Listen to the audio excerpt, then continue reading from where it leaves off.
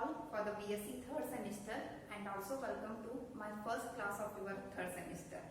As already you know, in the BSc third semester you are having the 5 chapters and out of the 5 chapters I am dealing your 4th chapter, isn't it? So in the today's class we are going to discuss the very interesting concept of the physics, which is nothing but the current electricity. Current electricity is nothing but it is the branch of physics which deals with the what? Electric current. All are you familiar about the what? Electric current. Already we know about the electric current. So let's have the introduction of the electric current. We know atom is the basic unit of all the matter. It may be solid, it may be a liquid or the gas. So when we talk about the atom, we know in an atom at the nucleus protons and neutrons are there, and around the nucleus the electron will be what? Orbiting. The electron is orbiting around the nucleus. Proton which is there in the nucleus is positively charged, and the electron which is orbiting around the nucleus, it is negatively charged. Now what I will do, the similar charges will come in contact with each other. So whenever two similar charges come in contact with each other, then what will happen? You know, suppose this is an electron and this is also an electron. These are the two similar charges. So when they are come in contact with each other, then what will happen? The force of repulsion will happen as it is a similar charge. And in the next case, I will take an electron, and for this the proton will come in contact with each other. So when they will come in contact with each other, as it is negative charge, as it is a positive charge, two dissimilar charges are there. So when they will come in contact with each other, then what will happen? The force of attraction will happen. Two similar charges, then force of repulsion will happen, and two opposite charges will come, then force of attraction will happen. So here repulsion and attraction force is happening. So due to what? When we will study, we will come to know that because of one property of the charge it is happening, and that property is electric field. So we know, suppose this is an electron. When the charge, any charge, it may be an electron, it may be a proton. So when it is at a rest position, it produces the electric field in the what? Surrounding area. Like this, it is producing the what? Electric field. So in around the electron, the electric field is creating like this. In the similar way, when we will take the proton which is positively charged, it is also creating the what? Electric field in the what? Surrounding area. So if you take the proton, then also the electric field is creating in the what? Surrounding area like this. But as it is negatively charged, the electric field direction is inward to the charge like this. It is inward to the what? Charge. And as it is positively charged, the electric field direction is outward to the what? Charge. Like this it is happening, isn't it? Now what happened? As it is the electric field is there within some reason. So now I will place another charge here into this region. Now we are taking another charge and we are placing within this region. So when we will do like this, then what will happen? On this charge, the force of repulsion or the force of attraction will happen out of these two, because as it is a similar charge, force of repulsion is happening. As it is a dissimilar charge, the force of attraction will happen. Now the reason for this is nothing but what? The electric field. Whenever the charge is there, it is producing the electric field. That electric field induces some force on that charged particle. It is creating some force on the charged particle. That force is equal to, F is equal to how much? Q into E. Q is the charge of that charged particle, E is the electric field, how much it is created, and this is the force inducing on the what? Charged particle, isn't it? As it is electron, force of repulsion will happen. As it is a proton, force of attraction will happen. So like this it is creating the what? Force. Okay. Now this is a charged particle. So due to electric field, something force is inducing on the charged particle. So when force is applied to this, then what will happen? This charged particle starts to move, isn't it? So when it is moving, means there is a work done there. There happens certain work, isn't it? So now three things we should study here. One is charge is there.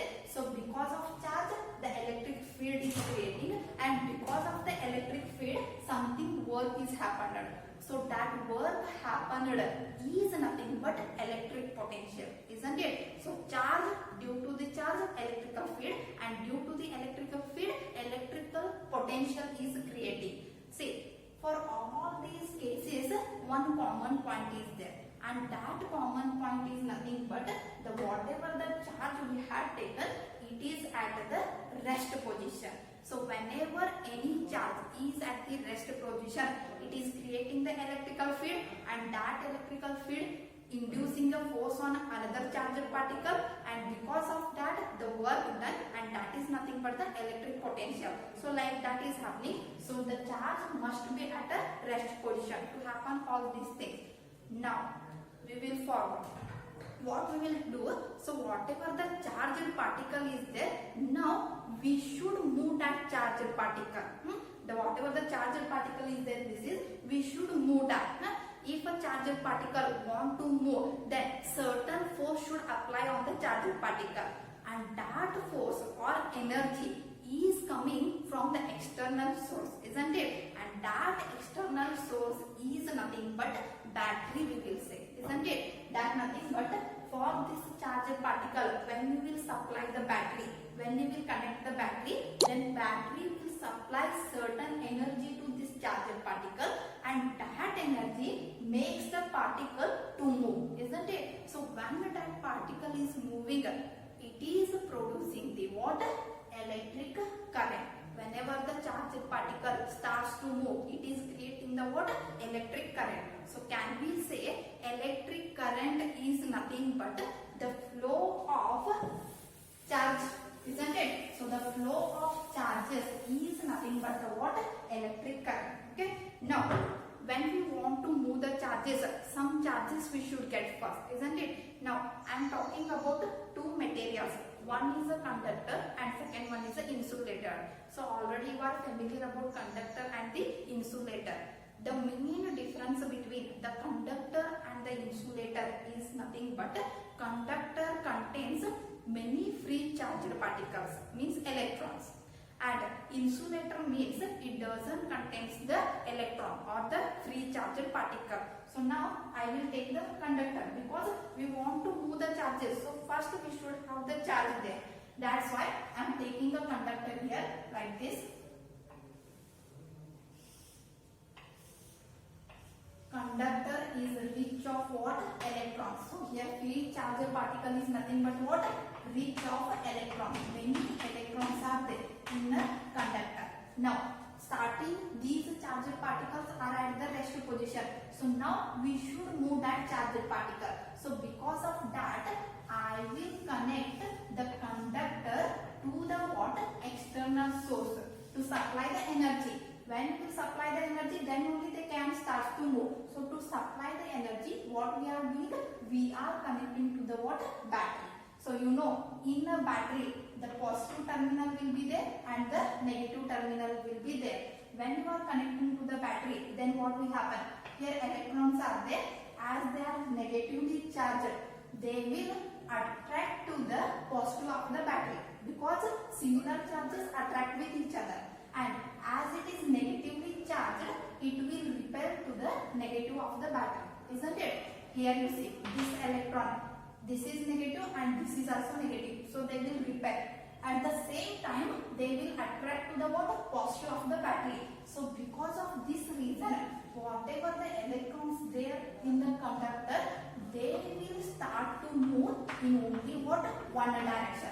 All those starts to move what? In one direction, isn't it? So this is the direction of the electron. Like this, electrons are moving. Now coming to the point, I will take inside this one cross-sectional area. One cross-sectional area I will take. Then what will happen? how much electrons will enter this cross-sectional area, same amount of electrons will leave the cross-sectional area. Now what I will do, I will take the time. In a time t second, how much electrons are passed in this cross-sectional area, I will count. Let it be the charged particles are q, I will take in a time t. Then if it is the case, then what is the number of charged particles passed in 1 second? That is equal to what? Q divided by t. So Q divided by t gives the what? The number of charged particles passed in a cross section at a unit second, at 1 second. And this ratio, whatever you denoted, that is nothing but what? Current. That is called as what? Current. So can we define? Current is nothing but the flow of charges in a within interval of time. Within certain time, how many charges are passed? If you count, that is nothing but what? Current. That constitutes the electrical current, isn't it? And starting I told you that current is nothing but the flow of charges. But if you see the formula of the current, I is equal to what it is? Q divided by T, isn't it? And here time is coming. Why? Because time plays an important role in the current. Say, two conductors I will take. In the first conductor, 50 coulomb of charge is passed in 1 second. 50 coulomb of charge is passed in what? 1 second. In the another conductor, same 50 coulomb of charges are passed in 1 hour, isn't it? So time is different. Because of this different time, the effect is also different here in both the cases. That's why the time is an important tool for the calculation of the current. So whenever you are calculating the current, time you should note on there. That's why I is equal to what? Q divided by T. Now if you define the current, then what we will get? Current is nothing but what? The flow of charges within certain interval of time. Or you can say the rate of flow of charges is called as what? Current. Because with respect to the time, the amount of charges goes on changes. So that's why the effect also changes. That's why I is equal to what? It is nothing but what? The coulomb, and time unit will be what? Second. So the unit of the current is coulomb per second. Or you can say it is the ampere. Ampere is the what? The current unit. So this is the first property of the current, which is nothing but current is the what? Flow of charges within a certain interval of time. Time is very important here. So coulomb per second is the unit of the current, or we can say it is the ampere. The next question is, what will be the direction of the current, isn't it? So as free electrons are there, they will be repelled by the negative of the battery and they will be attracted by the positive of the battery. So these electrons starts to flow like this. Because of repulsion and attraction, it is flowing like this. Now the opposite direction of this one, the electron opposite direction is called as conventional direction. It is called as what? Conventional direction. And always current flows in the what? Conventional direction. Means opposite to the direction of the electron motion. Means how it will be moving? It will start from positive of the battery and it ends to the what? Negative of the battery. So the current is flowing from positive to the what? Negative. So this is the current direction. And coming to the third point, the charge, whatever is there in the conductor, it is conserved. Conserved means it remains constant. See, in one conductor, if 50 coulomb of charges are there, then throughout the experiment, only the 50 coulomb of charges will be there. So many will get confused that when we will supply the battery to the conductor, means whether the electrons will, the number of electrons will increase or not. So the answer is, when we will connect to the battery, it will only give the what? Energy to the charged particle, but it will not increase the amount of the charges in a conductor. This you should know, because always the charge is what? Conserved. So when we will supply the battery means what? Voltage we are giving. Suppose high voltage battery if you supply, then what will it will give? High energy it will give to the electron. So because of high energy, it will start to move with the what? Higher speed. If you supply the low voltage battery, then what will happen? Lower energy will be supplied to the charged particle, so they will move with the what? Lower speed, isn't it? So if electrons are moving with a higher speed, it will generate more current. If the electrons are moving with a lower energy or the lower speed, it will generate the what? Less current. So the thing is, high voltage battery supplies the high energy to the charged particle, so it generates more current.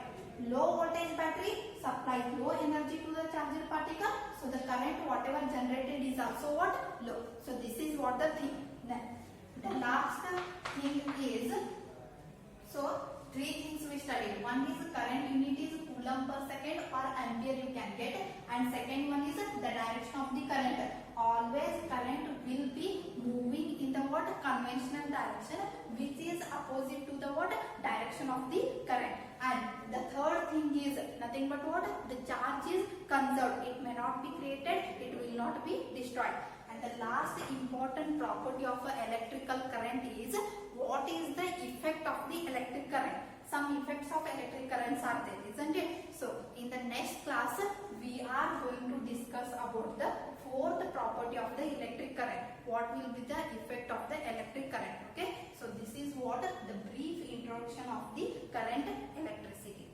Thank you.